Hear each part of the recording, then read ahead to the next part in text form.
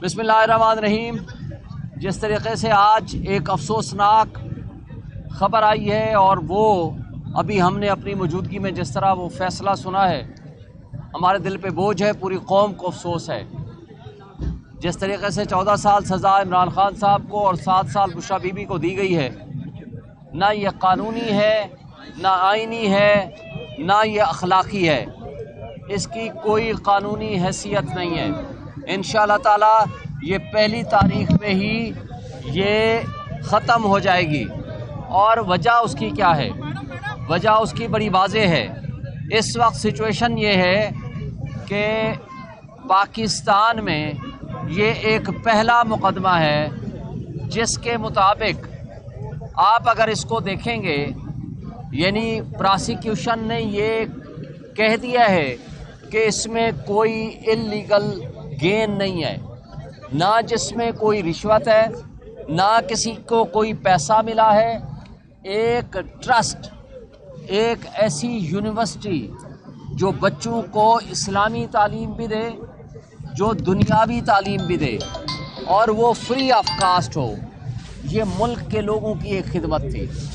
जिस तरीक़े से इमरान खान को पॉलिटिकल विक्टिमाइजेशन का निशाना बनाया जा रहा है और जिस अंदाज से घरेलू खातून बुशरा बीबी को सिर्फ इमरान खान को सज़ा देने के लिए जो सज़ा सुनाएगी, उसके ऊपर इमरान खान साहब का जो कमेंट था वो मैं आपसे शेयर करता हूँ। देखें, हमूदुर रहमान कमीशन रिपोर्ट के मुताबिक एक डिक्टेटर ने अपने इक़्तिदार को तवालत देने के लिए ना सिर्फ जमहूरियत को दफन किया, बल्कि आइन और कानून की पामाली की, उसके साथ ह्यूमन राइट्स वायलेशंस किए और उसके नतीजे में मुल्क दो लख्त हो गया।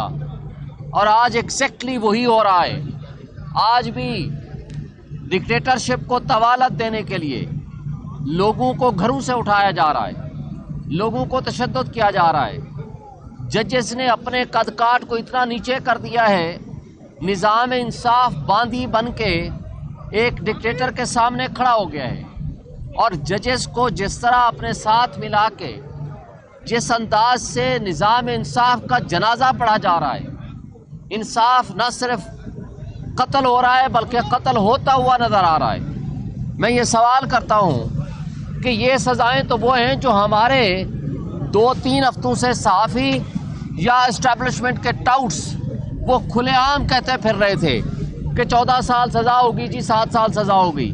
तो मैं सवाल ये इस जज से करता हूँ कि तुम्हें मुंसिफ की कुर्सी पे कैसे तुम बैठे हो कि जब तुम्हारी सज़ाएं वक्त से पहले उन लोगों तक पहुँच जाती हैं और उनको ये भी पता होता है कि आज सज़ा मिलनी है या नहीं मिलनी, आज तारीख होनी है या नहीं होनी, और ऐन उसके मुताबिक आप चल रहे हो।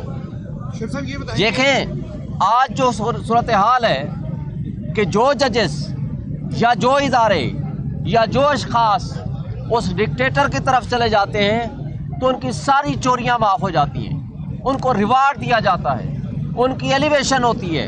जबकि उसके मद्दे मुकाबिल जैसे अब्बास जज था, जिसकी इंसाफ में अपनी फ़ैसले करता है, तो न सिर्फ उसको OSD बनाया जाता है बल्कि उनको सज़ा के तौर पर या ट्रांसफ़र किया जाता है या उनको कोई ना कोई नुकसान पहुंचाया जाता है या कभी उनके ऊपर फायरिंग होती है।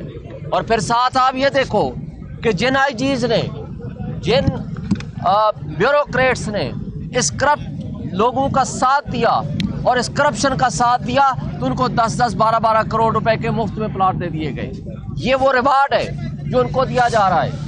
और फिर इस केस में हाई कोर्ट में इसे चैलेंज कर रहे हैं जी, इसमें फौरी तौर पर चैलेंज कर रहे हैं हम। इंशाल्लाह इस आर्डर को हम फौरी तौर पर हाई कोर्ट में चैलेंज कर रहे हैं। और हम ये समझते हैं कि इस केस में ना कोई अबेटमेंट हुई है और किसी एक भी कैबिनेट के मिनिस्टर को या कैबिनेट वालों को इसमें पार्टी नहीं बनाया, ना ही उनके ऊपर अबेटमेंट का केस बनाया। और इसलिए इस केस में जब पूरी तहकीकात होंगी तो सवाल ये पैदा होगा कि हसन नवाज के पास वो 9 अरब रुपए कहाँ से आए, और वो रिश्वत के तौर पर जो मलिक रियाज ने नवाज शरीफ या उसके बेटे को रिश्वत दी है 9 अरब रुपए की सूरत में, वो क्यों दी है और उसका वो उससे हिसाब लिया जाए। शुक्रिया।